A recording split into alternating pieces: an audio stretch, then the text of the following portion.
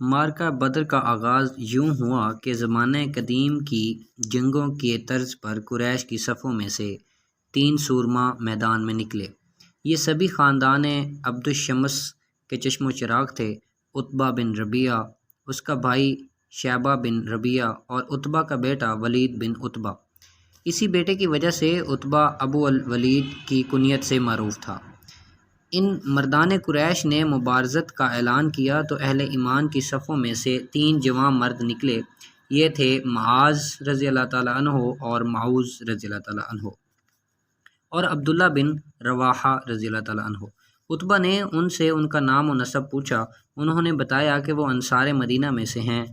اس نے کہا، تم سے ہمیں کیا سروکار، ہم کیوں تم بیچاروں کو قتل کریں؟ جاؤ اور محمد صلی اللہ علیہ وسلم سے کہو کہ ہمارے مقابلے پر ہماری جوڑ کے جنگجو بھیجے۔ ایک روایت میں یہ بھی ہے کہ اس نے کہا، محمد صلی اللہ علیہ وسلم اپنے خاندان کی گردنیں بچانا چاہتا ہے اور تم بیچاروں کو ہماری تلواروں کا لقمہ بنانا چاہتا ہے۔ حضور اکرم صلی اللہ علیہ وآلہ وسلم نے یہ سنا تو آپ صلی اللہ علیہ وسلم نے فرمایا، اچھا، میں اپنے خاندان میں سے تمہارے مقابلے کے لیے ایسے مردوں کو بھیجوں گا جو تم سے انصاف کریں گے۔ آپ نے نام لے کر حکم دیا، اے عبیدہ بن حارث، اے حمزہ بن عبد المطلب، اے علی بن ابی طالب، اٹھو۔ جب یہ تینوں عالی ہمت و عالی نسب اپنے مبارزین کے قریب پہنچے اور اپنا تعارف کرایا تو عتبہ اور اس کے ساتھیوں کو تسلی ہوئی۔ عبیدہ بن حارث عمر میں اپنے ساتھیوں سے بڑے تھے۔ ان سے عتبہ کا مقابلہ ہوا۔ حضرت حمزہ نے شیبہ کا مقابلہ کیا اور سیدنا علی رضی اللہ تعالیٰ عنہ ولید سے پنجہ آزما ہوئے۔ حضرت حمزہ رضی اللہ تعالیٰ عنہ اور حضرت علی رضی اللہ تعالیٰ عنہ نے پلک جھپکنے میں اپنے مخالفوں کا کام تمام کر دیا۔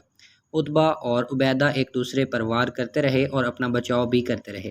بالآخر دونوں کی تلواریں بیک وقت اپنے اپنے دشمن پر برسیں اور دونوں زخمی ہوئے۔ اس موقع پر سیدنا حمزہ اور سیدنا علی نے جھپٹ کر عتبہ کو قتل کیا اور عبیدہ کو شدید زخمی حالت میں اٹھا کر اپنے خیمے میں لے آئے۔ قریش کے تینوں نمایاں جنگجو قتل ہو گئے۔ بعض تاریخوں میں حضرت حمزہ اور عتبہ اور حضرت عبیدہ اور شیبہ کے ایک دوسرے سے مقابلے کا ذکر ہے۔ قریش کو اپنے بہادروں سے بڑی امیدیں تھیں مگر ان کی تمام امیدیں خاک میں مل گئیں۔ یہ تینوں معزز سردار قتل ہوئے تو قریش کا لشکر غصے سے تلملا اٹھا۔ وہ مسلمانوں کی جانب لپکے کہ انہیں پیس ڈالیں۔ اس طرح عام لڑائی شروع ہو گئی۔ حضرت عبیدہ بن حارث المطلبی رضی اللہ تعالیٰ عنہ کی شہادت کا واقعہ بھی ایمان افروز ہے۔ زخمی حالت میں انہیں خیمے میں لایا گیا تو حضور اکرم صلی اللہ علیہ وآلہ وسلم نے انہیں اپنے قریب لٹایا۔ آپ صلی اللہ علیہ وسلم ان کا سر اپنے زانوں پر رکھنا چاہتے تھے مگر انہوں نے آپ صلی اللہ علیہ وسلم کے پاؤں پر اپنا گال رکھ دیا اور حسرت کے ساتھ عرض کیا، یا رسول اللہ، میں تو شہید نہیں ہوا۔ آپ نے فرمایا، میں گواہی دیتا ہوں کہ تم شہید ہو۔ سیرت نگاروں نے لکھا ہے کہ اس موقع پر سیدنا عبیدہ رضی اللہ تعالیٰ عنہ نے جناب ابو طالب کے قصیدے کا ایک شعر پڑھا۔ ابو طالب نے اپنے اس قصیدے میں حضور اکرم صلی اللہ علیہ وآلہ وسلم کی حمایت و حفاظت کے عزم کا اظہار کیا تھا۔ عبیدہ نے کہا، اگر ابو طالب زندہ ہوتے تو آج دیکھ لیتے کہ ان کے شعر کو ہم نے سچ کر دکھایا ہے اور میں اس شعر کا مصداق بن گیا ہوں۔ اس کا ترجمہ ہے، ہم اس محمد بن عبداللہ رضی اللہ تعالیٰ عنہ کی حفاظت کریں گے، اس کے گرد گھائل ہو کر گرتے رہیں گے، اس کی سلامتی کی فکر ہمیں ہمارے بیوی بچوں سے بھی غافل کر دے گی، یعنی ہم سب کچھ قربان کر دیں گے مگر محمد صلی اللہ علیہ وآلہ وسلم پر آنچ نہ آنے دیں گے۔ فتح کے بعد مدینہ منورہ کی طرف جاتے ہوئے صفرا کے مقام پر سیدنا عبیدہ بن حارث کی شہادت ہو گئی۔ وہیں آپ کو دفن کر دیا گیا۔ بدری شہداء میں سے یہ آخری شہید تھے، اگرچہ سب سے پہلے زخمی یہی ہوئے تھے۔ برسبیل تذکرہ قارئین کی خدمت میں عرض ہے کہ سیرت نگاروں کے مطابق بدر کے سب سے پہلے شہید حضرت عمر بن خطاب کے غلام مہجہ تھے۔ وہ تیر لگنے سے شہید ہوئے۔ ان پر عامر بن الحضرمی نے تیر چلایا تھا۔ عام لڑائی شروع ہوئی تو مسلمان بے سر و سامانی کے باوجود جم کر لڑے۔ مسلمانوں کی فوج اور کافروں کے لشکر کے درمیان بڑا فرق تھا۔ تعداد میں وہ ان سے 3 گنا سے بھی زیادہ تھے۔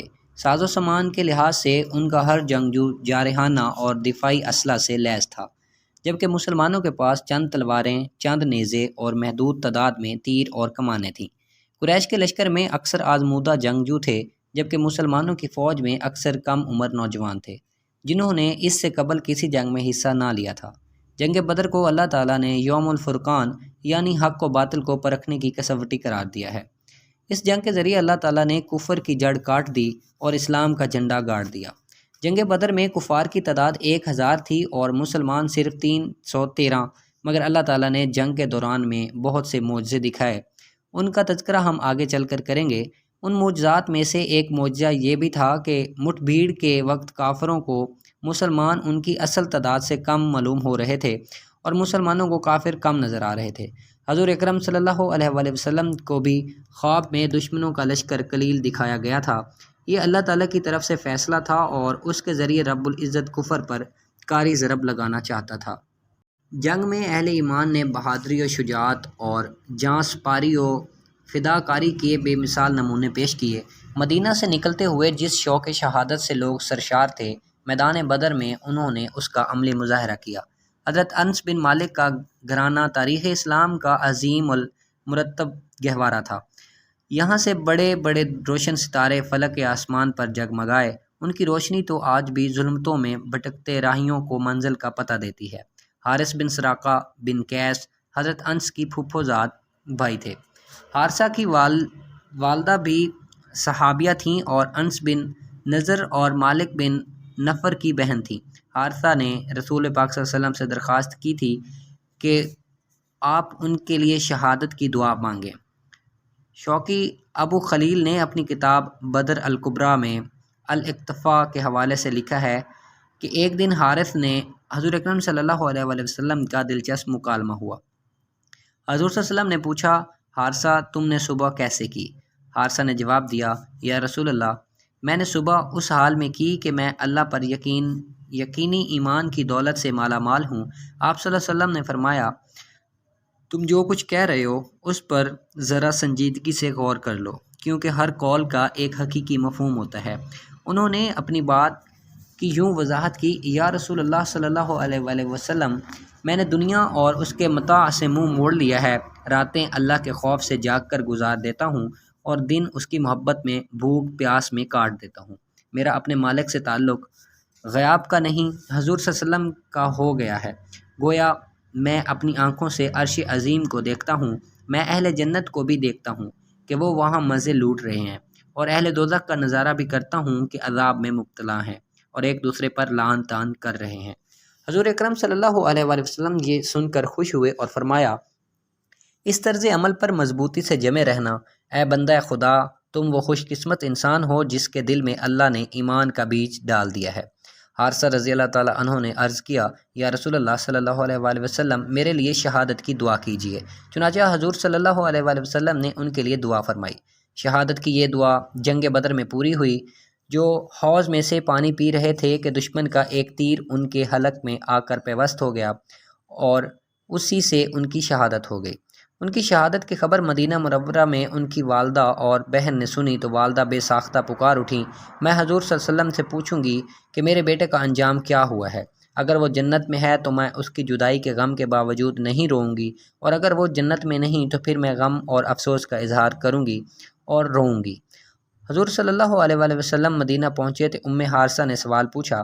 آپ نے اس کے جواب دیا، اللہ تیرا بھلا کرے اے حارثہ، ایک جنت حارثہ تو جنات میں ہے، اس ذات کی قسم جس کے قبضے میں میری جان ہے، حارثہ فردوس اعلیٰ میں ہے۔ یہ سن کر حارثہ ہنسی اور کہا، اے لخت جگر، تمہیں مبارک ہو، کیا عظیم مقام تم نے پا لیا ہے۔ عتبہ، شیبہ اور ولید کے قتل کے بعد ایک مرتبہ پھر ابو جہل نے قوم سے خطاب کیا اور ان کے جذبہ انتقام کو ابھارا۔ لات و عزیٰ کی قسمیں دلا کر اس نے قریش کے جوانوں کو حملہ کرنے اور مسلمانوں کو کچل ڈالنے کی ترغیب دی۔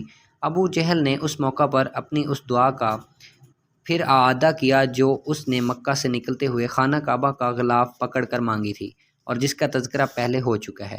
یہ عجیب بات ہے کہ ابو جہل لات و عزیٰ کا حوالہ بھی دیے جا رہا تھا اور اللہ تعالیٰ سے بھی دعا کر رہا تھا۔ اس کی دعا کے یہ الفاظ تاریخ میں نقل کیے گئے ہیں۔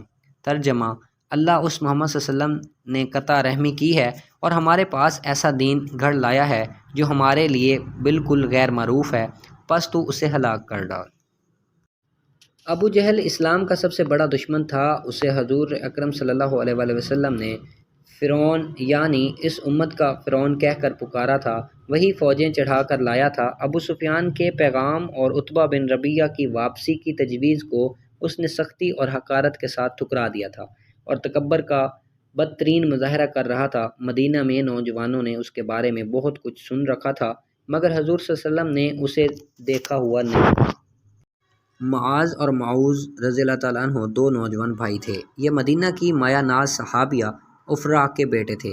ان کے تیسرے بھائی عوف بھی جنگ میں شریک تھے۔ تاریخ نگاروں نے یہ بھی لکھا ہے کہ حضرت افراء کے چار دوسرے فرزندان عامر، خالد، ایاس اور عاقل رضی اللہ تعالیٰ عنہ جو بکیر بن عبد یلیل کے سلب سے تھے بھی شریک جہاد تھے۔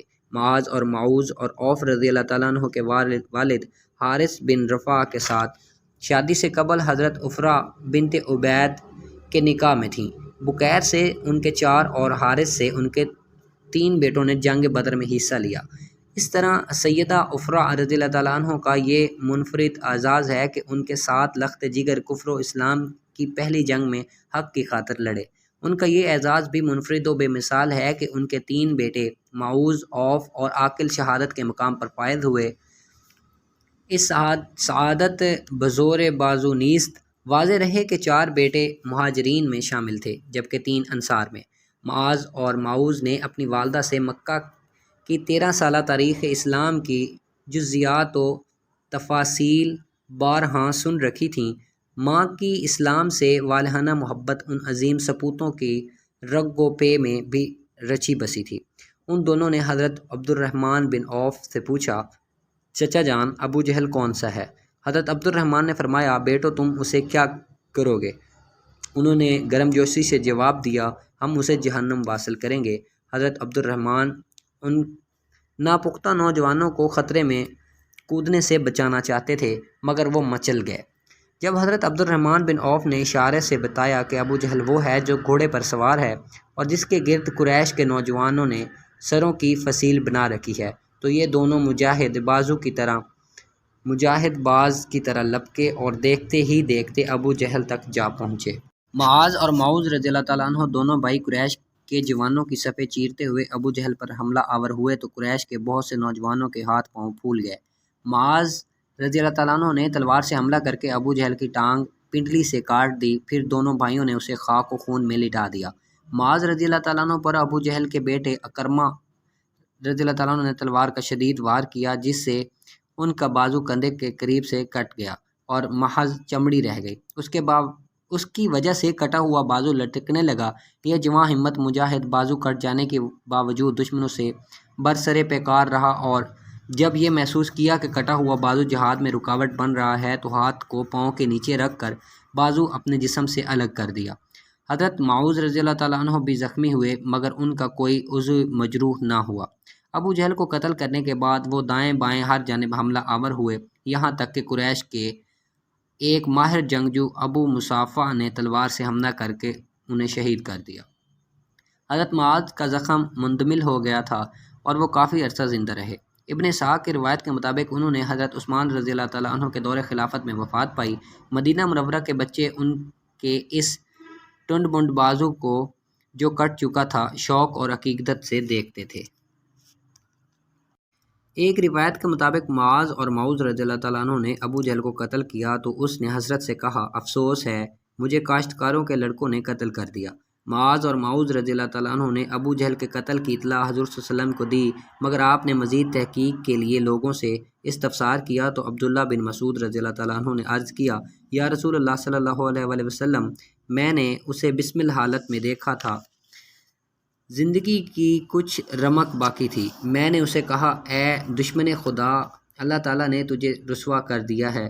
اس نے کہا، رسوائی کی اس میں کیا بات ہے؟ سردار میدان جنگ میں قتل ہوتے ہی رہتے ہیں، تم مجھے یہ بتاؤ کہ فتح کیسے ہوئی؟ میں نے کہا، اللہ اور اس کے رسول صلی اللہ علیہ وسلم کو۔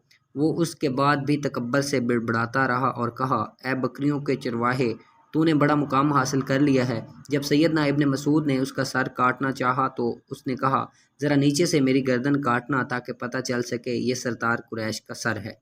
حضرت عبداللہ بن مسعود نے ابو جہل کا سر لا کر حضور صلی اللہ علیہ وسلم کے سامنے پھینک دیا۔ حضور یہ منظر دیکھ کر خدا کے حضور سجدے میں گر گئے اور اس کی حمد و ثنا اور تسبیح میں مصروف ہو گئے۔ پھر آپ نے فرمایا، اللہ کا شکر ہے جس نے اپنا وعدہ پورا کر دکھایا، اپنے بندے کی مدد فرمائی اور کفر کے لشکروں کو اس وحدہ لا شریک نے تنہا شکست فاش دی۔ ہر امت کا ایک فرعون ہوتا ہے اور اس امت کا فرعون ابو جہل تھا۔ فرعون موسیٰ تو سمندری لہروں کے تھپیڑے کھا کر پکار اٹھا تھا کہ میں موسیٰ و ہارون کے رب پر ایمان لاتا ہوں، مگر اس امت کا فرعون آخر وقت تک اپنے کفر پر ڈٹا رہا۔ اللہ تعالیٰ اپنے بندوں میں سے ہر بندے کا اس کے مقام و مرتبے کے مطابق امتحان لیتا ہے۔ انبیاء کرام کی آزمائش و ابتلاء سب سے سخت ہوتی ہے۔ حضور اکرم صلی اللہ علیہ وآلہ وسلم سید کونین اور سردار اولاد آدم ہیں، اس لیے آپ کے مقابلے پر اللہ تعالیٰ نے سخت ترین دشمنوں کو کھڑا کیا۔ ابو جہل ان میں سب سے زیادہ سخت جان تھا۔